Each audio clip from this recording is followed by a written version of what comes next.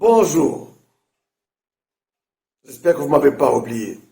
J'ai juste observé une trêve de 1 mois, donc durant tout le mois d'octobre, je n'ai pas voulu parler. C'était nécessaire de se reposer un peu. Mais si je parle aujourd'hui, le 1er novembre, déjà aujourd'hui, c'est parce que il y a une tragédie qui me contraint à vite revenir au travail. J'ai suivi il y a quelques jours une vidéo qui m'a révolté sérieusement. Et donc, le message d'aujourd'hui concerne toute l'Afrique. Ce n'est pas seulement les Katangais, les Congolais, mais tous les Africains. Moyennement, les Africains ont connu une colonisation de 1 siècle. Pendant 1 siècle, 100 ans, on a tout connu. La torture, l'esclavage, toutes sortes d'abus. On a tout connu. Et je pensais que quand on a tous réclamé les indépendances, on savait se défendre et défendre nos droits. Et là, je viens de voir une image qui m'a choqué.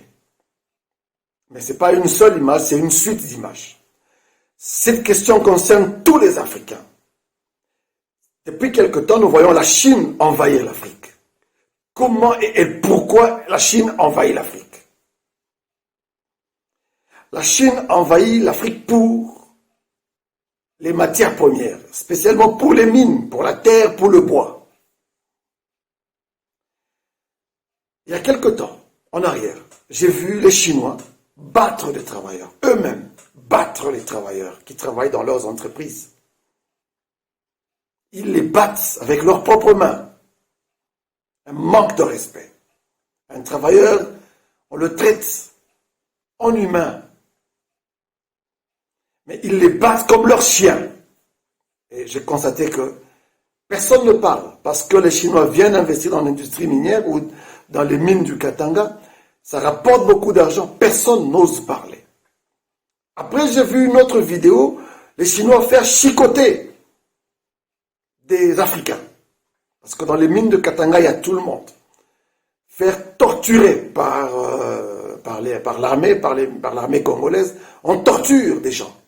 On les traite, encore une fois, pire que les animaux, mais parce que même les animaux, on ne les torture pas, on ne les chicote pas. Mais la dernière vidéo que je viens de suivre, là c'est grave. C'est pour ça que je parle dès aujourd'hui, le 1er novembre. Vous allez suivre, juste après là, vous allez suivre cette image que j'ai vue. Qu'est-ce que j'ai vu? Un Chinois enterrer un homme. Celui qui a pris la vidéo a quand même mis un commentaire. Donc, il y a eu un accident. Un Noir travaillait pour une entreprise, une grande entreprise chinoise, ici au Katanga, la Sino-Congolaise des mines, qu'on appelle la SICOMINE. L'uniforme du Chinois indique bien que c'est un travailleur de la SICOMINE, de la société des mines, la Sino-Congolaise des mines. Ce Chinois donc vient d'enterrer quelqu'un. Et les commentaires de celui qui a pris les images, il dit: je vais dénoncer ce que vous faites là. Vous êtes en train d'enterrer quelqu'un qui a fait un accident, mais il est peut-être vivant. Je vais vous dénoncer. C'est-à-dire que ce monsieur qu'on enterre, il n'y a pas eu un certificat de décès établi. Il a fait un accident dans les installations de la société de la SICOMINE et on a décidé de l'enterrer. Qu'est-ce qui me révolte? Généralement ici au Katanga, les gens disent: quand il n'y aura plus de cuivre, qu'est-ce qui restera au Katanga? Aujourd'hui, j'ai trouvé une réponse à partir de cette vidéo. Il restera des tombes, des cadavres. Il restera un cimetière dans les carrières. Là où on a pris le cuivre, on vous laissera des cimetières, des tombes de gens. Ça, c'est comme par hasard quelqu'un qui a pris son courage pour filmer. C'est juste un cas. Combien de gens sont déjà morts dans les mines du Katanga? Combien de gens sont déjà morts, ne fût-ce que pour cette année ou pour les 10 années ou les 20 années, depuis qu'on les voit ici chez nous. Parce qu'avant, ils n'étaient pas là. Combien de gens ont été enterrés clandestinement comme ça? Combien sont morts de maltraitance? Combien sont morts? On ne sait pas cet homme-ci. On dit qu'il a fait un accident, on l'a peut-être battu, un accident provoqué. Mais écoutez, cet homme-là est tué par un Chinois dans son pays et il l'enterre devant tout le monde. Une tragédie inimaginable. Tout le monde regarde indifféremment.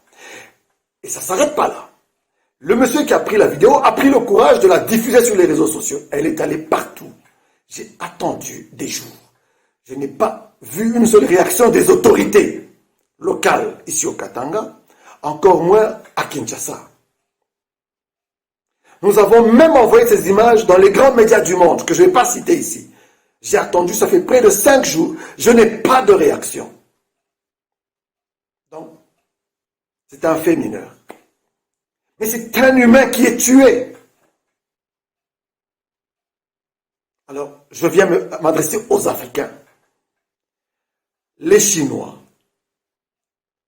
viennent nous exterminer chez nous pour prendre nos richesses. Si les Katangais ne peuvent pas réagir, parce que l'État congolais les a déjà écrasés. Je le dis, on est écrasés chez nous. Et si les Quinois, les Congolais en général ne réagissent pas, il y a trop de problèmes. Mais on peut compter sur l'Afrique. La Chine ne peut pas faire ça au Congo. Elle vient prendre du cobalt, elle vient prendre du cuivre, du cadmium, du germanium, plein de minéraux en laissant des cadavres dans les trous. Chers Africains, réveillons-nous. Ça ne peut pas continuer comme ça. Dénonçons ça. Il est temps qu'on revoie un certain nombre de contrats. Pourquoi ces Chinois peuvent se permettre de tuer et d'enterrer eux-mêmes? Cet homme pouvait être vivant. Personne n'a certifié qu'il était mort. Alors, aux entreprises minières qui sont au Katanga, aux mineurs et tous les travailleurs des entreprises minières, je vous demande d'être solidaires entre vous.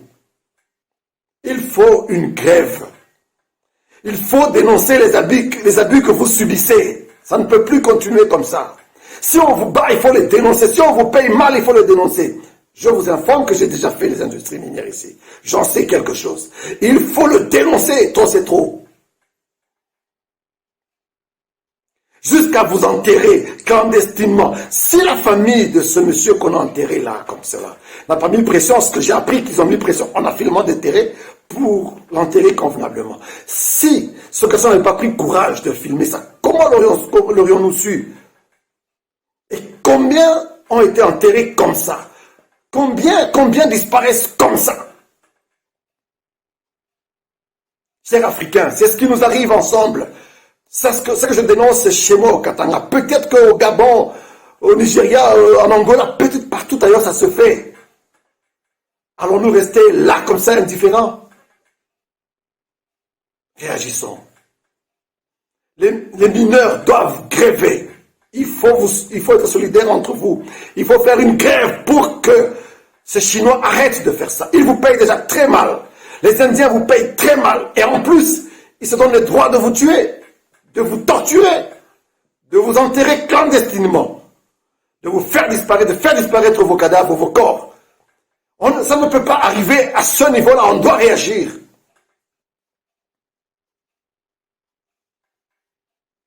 Ou sinon, alors on n'existe pas. Ce serait ma conclusion. Ça ne peut pas continuer. Réagissons. Un Chinois tuer quelqu'un parce qu'il l'a fait travailler dans de mauvaises conditions, donc il est responsable de sa mort. Il s'est reproché quelque chose et il l'a enterré comme ça clandestinement, sans la présence des autorités de la ville. Ils se le permettent parce qu'ils savent que c'est un peuple sans droit. Ils n'ont rien à dire. Ils sont eux-mêmes abandonnés par leur gouvernement. Ils n'ont rien à dire. Mais chers Africains, ce ne sont pas les Chinois qui vont nous imposer encore une deuxième colonisation. 100 ans, c'était assez. Donnons du sens à nos indépendances. Donnons du sens à nos souverainetés. Ou sinon, disons-le, que la colonisation continue. J'ai honte. J'ai honte d'être africain. Mais je compte sur vous. Je pense qu'on va se révolter. Je vous remercie. C'était encore moi, Patrick Massenko.